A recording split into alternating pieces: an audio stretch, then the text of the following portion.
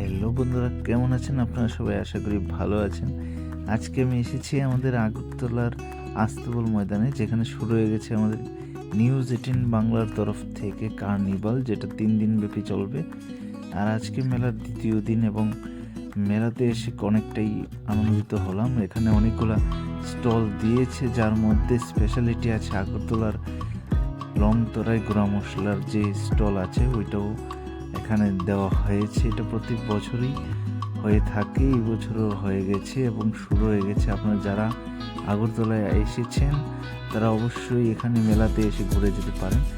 তার মধ্যে এখানে অনেকগুলা স্টল দিয়েছে, যা ছোটো মোটো মানে আপনাদের আসলেই ভালো লাগবে।